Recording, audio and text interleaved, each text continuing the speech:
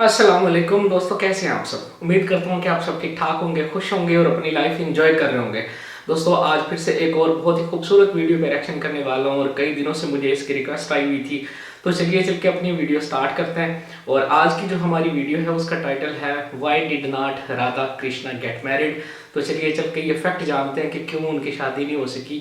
तो चलिए अपनी वीडियो स्टार्ट करते हैं और इस वीडियो का ओरिजिनल लिंक आपको डिस्क्रिप्शन में मिल जाएगा, तो आप वहां से देख सकते हैं। तो चलिए चल के वीडियो स्टार्ट करते हैं। जब कृष्ण के सदगुरु पति राधा का प्रेम समाज को चुभने लगा तो घर से उनके निकलने पर रोक लगा दी गई।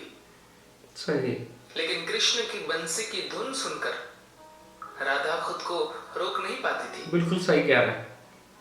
ये देखकर उनके घर वालों ने उन्हें खाट से बांध दिया था। हो फिर क्या हुआ आगे, आइए जानते हैं। खाट चार पहिए को कहते हैं। राधे को बांसुरी की मधुर आवाज सुनाई दी। उन्हें लगने लगा कि अपने शरीर को छोड़कर बस वहां चली जाए। कृष्ण को राधे की इच्छा और उस पीड़ा का एहसास हुआ जिससे वह गुजर रही थी। वह उद्धव और बलराम के साथ राधे के घर गई और उसकी छत पर चढ़ गई। उन्होंने राधे के कमरे की खपरेल को हटाया, धीरे धीरे नीचे उतरे और राधे को आजाद कर दिया। इतने में ही बलराम भी छत से नीचे आ गए। उन्होंने कृष्ण और राधे दोनों को उठाया और बाहर आ गए। इसके बाद सभी ने पूरी रात खूब नृत्य किया। अगली सुबह जब मां ने देखा तो राधे अपने बिस्तर पर सो रही थी। पूर्णिमा का ये अंतिम रात था। सही। कृष्ण ने माता यशोदा से कहा कि वह राधे से विवाह करना चाहते हैं। सही। इस पर मां ने कहा, राधे तुम्हारे लिए ठीक लड़की नहीं है। इसकी वजह है कि एक तो वह तुमसे 5 साल बड़ी है, दूसरा उसकी मंगनी पहले से ही किसी और से हो चुकी है। सही। जिसके साथ उसकी मंगनी हुई है वह कंस की सेना में है। अभी वह युद्ध लड़ने गया है। वह जब लौटेगा तो अपनी मंगेतर से विवाह कर लेगा। सही। इसलिए तुम्हारा उससे विवाह नहीं हो सकता। वैसे भी जैसी बहू की कल्पना मैंने की है वह वैसी नहीं है। इसके अलावा वह कुलीन घराने से भी नहीं है। वह एक साधारण ग्वालन है और तुम मुखिया के बेटे हो। सही। हम तुम्हारे लिए अच्छी दुल्हन ढूंढेंगे। ये सुनकर कृष्ण ने कहा, वह मेरे लिए सही है या नहीं ये मैं नहीं जानता। मैं तो बस इतना जानता हूं कि जब से उसने मुझे देखा है उसने मुझसे प्रेम किया है और वह मेरे भीतर ही वास करती है। मैं उसी से शादी करना चाहता हूं। भाई तो अंधा होता है। माँ और बेटे के बीच ये वाद विवाद बढ़ता गया। माता यशोदा के पास जब कहने को कुछ न रहा तो बात पिता तक जा पहुंची। माता ने कहा, देखिए आपका बेटा उस राधे से विवाह करना चाहता है। वह लड़की ठीक नहीं है। वह इतनी निर्लज्ज है कि पूरे गांव में नाचती फिरती है। उस वक्त के समाज के बारे में आप अंदाजा लगा ही सकते हैं। कृष्ण के पिता नंद बड़े नरम दिल के थे। अपने पुत्र से बेहद प्रेम करते थे। उन्होंने कृष्ण से इस बारे में बात की, लेकिन कृष्ण ने उनसे भी अपनी बात मनवाने की जिद की। ऐसे में नंद को लगा कि अब कृष्ण को गुरु के पास ले जाना चाहिए, वही उसे समझाएंगे। गर्गाचार्य और उनके शिष्य संदीपनी कृष्ण के गुरु थे। गुरु ने कृष्ण को समझाया, तुम्हारे जीवन का उद्देश्य अलग है। इस बात की भविष्यवाणी हो चुकी है कि तुम मुक्तिदाता हो। इस संसार में तुम ही धर्म के रक्षक हो। तुम्हें इस ग्वालन से विवाह नहीं करना है। तुम्हारा एक खास लक्ष्य है। कृष्ण बोले, यह कैसा लक्ष्य है गुरुदेव? अगर आप चाहते हैं कि मैं धर्म की स्थापना करूं, तो क्या इस अभियान की शुरुआत मैं इस अधर्म के साथ करूं? आप समाज में धार्मिकता और साधुता स्थापित करने की बात कर रहे हैं। क्या यह सही है कि इस अभियान की शुरुआत एक गलत काम से की जाए? ओह, गुरु गर्गाचार्य ने कहा, धर्म विरुद्ध काम करने के लिए तुमसे किसने कहा? कृष्ण ने कहा, 8 साल पहले जब मुझे ओखली से बांध दिया गया था, तो यह लड़की मेरे पास आई थी। तभी उसकी नजर मुझ पर पड़ी। उस पल से मैं ही उसके जीवन का आधार बन चुका हूं। उसका दिल, उसके शरीर की हर कोशिका मेरे लिए ही धड़कती है। एक पल के लिए भी वह मेरे बिना नहीं रह रही। अगर एक दिन मुझे न देखे तो वह मृतक के समान हो जाती है। वाओ, वह पूरी तरह मेरे भीतर निवास करती है और मैं उसके भीतर। ऐसे में अगर मैं उससे दूर चला गया तो वह निश्चित ही मर जाएगी। मैं आपको बताना चाहता हूं कि जब सांपों वाली घटना हुई, अगर मैं वहीं मर जाता तो गांव में दुख तो बहुत से लोगों को होता, लेकिन राधे वहीं अपने प्राण त्याग देती। देखो, कमाल है। हर कोई सोचता है कि कृष्ण अजय है, वह मर नहीं सकते, लेकिन खुद कृष्ण अपनी नश्वरता के प्रति पूरी तरह सजग थे। गर्गाचार्य ने कहा, तुम्हें नहीं लगता तुम पूरी घटना को कुछ ज्यादा ही बड़ा चढ़ाकर बता रहे हो? कृष्ण ने कहा, नहीं, मैं बड़ा चढ़ाकर नहीं बता रहा हूं, यही सच है। गर्गाचार्य ने दोबारा कहा, तुम मुक्तिदाता हो, तुम्हें धर्म की स्थापना करनी है। कृष्ण बोले, मैं मुक्तिदाता नहीं बनना चाहता।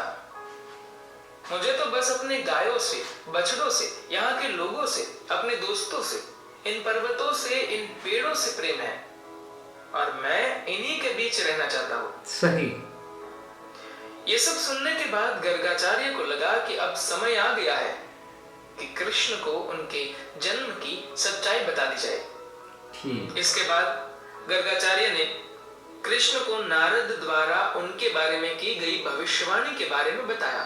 सही। पहली बार उन्होंने कृष्ण के साथ ये राज साझा किया कि वह नंद और यशोदा के पुत्र नहीं है। ओह, कृष्ण बचपन से नंद और यशोदा के साथ रह रहे थे। अचानक उन्हें बताया गया कि वह उनके पुत्र नहीं है। यह सुनते ही वह वहीं उठ खड़े हुए और अपने अंदर एक बहुत बड़े रूपांतरण से होकर गुजरे। अचानक कृष्ण को महसूस हुआ कि हमेशा से कुछ ऐसा था जो उन्हें अंदर ही अंदर झकझोरता था। सही। लेकिन वह इन उत्तेजक भावों को दिमाग से निकाल देते थे और जीवन के साथ आगे बढ़ जाते थे। जैसे ही गर्गाचार्य ने यह राज कृष्ण को बताया, उनके भीतर न जाने कैसे कैसे भाव आने लगे। उन्होंने गुरु से विनती की, कृपया मुझे कुछ और बताइए।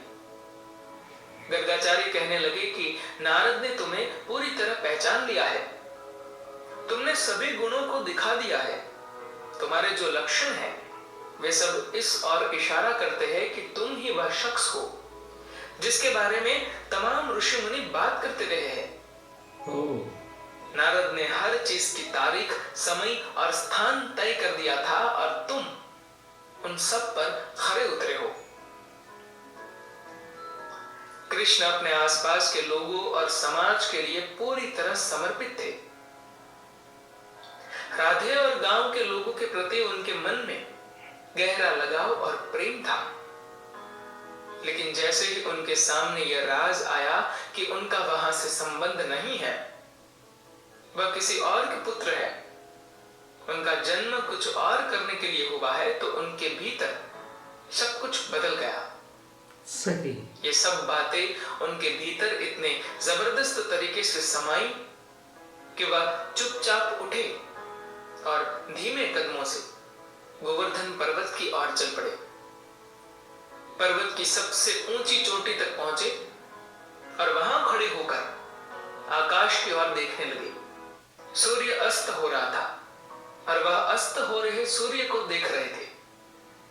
अचानक उन्हें ऐसा लगा जैसे एक जबरदस्त शक्ति उनके भीतर समा रही है। सही। यही उनके अंदर ज्ञानोदय हुआ और उस पल में उन्हें अपना असली मकसद याद आ गया। वह कई घंटों तक वहीं खड़े रहे और अपने भीतर हो रहे रूपांतरण और तमाम अनुभवों को देखते और महसूस करते रहे। वह जब पर्वत से उतरकर नीचे आए तो पूरी तरह से बदल चुके थे। चंचल और रसिक ग्वाला विदा हो चुका था। उसकी जगह उनके भीतर अचानक एक गहरी शांति नजर आने लगी।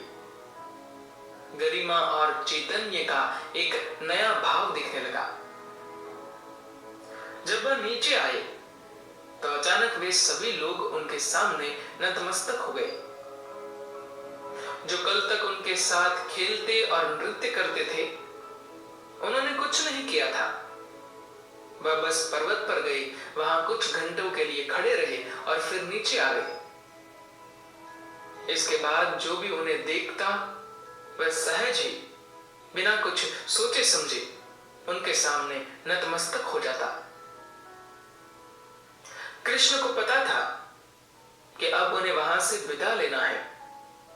जाने से पहले उन्होंने एक रास का आयोजन किया।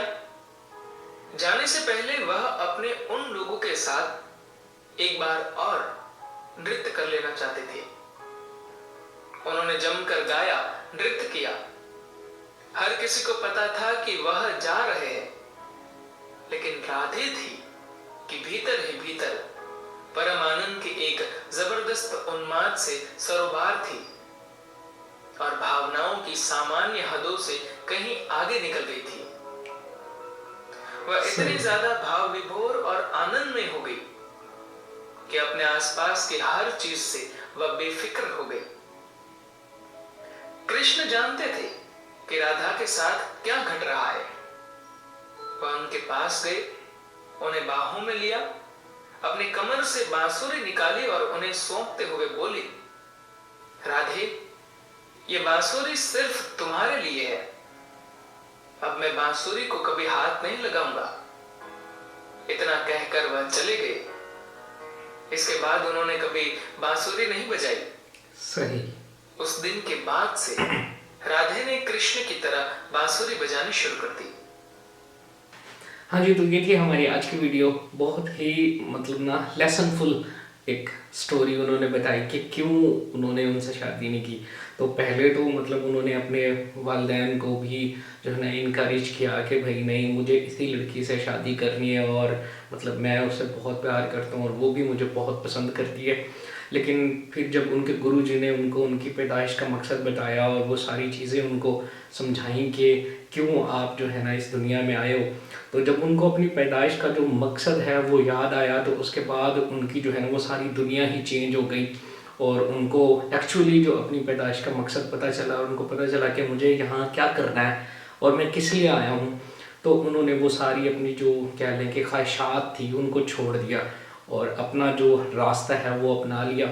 तो यही आज की इस वीडियो से हमें पता चला कि इंसान को बेसिक जो है ना वो अपनी पैदाइश का मकसद ढूंढना चाहिए कि हमें मतलब अल्लाह ने इस दुनिया में क्यों पैदा किया और किस चीज़ के लिए हमें जो है ना मतलब अल्लाह पाक ने दुनिया में भेजा है। तो हमें सबसे पहले जो है वो अपनी पैदाइश के मकसद को ढूंढना चाहिए, अपनी ज़ात को पहचानना चाहिए। तो आज की वीडियो में बस इतना ही। अगली किसी वीडियो में मिलते हैं, तब तक अपना बहुत सारा ख्याल रखिए और चैनल को ज़रूर सब्सक्राइब कर लें ताकि मेरी आने वाली वीडियोज़ आप तक बाकायदगी से पहुँचती रहें। तो अपना बहुत सारा ख्याल रखिएगा। अल्लाह हाफिज़।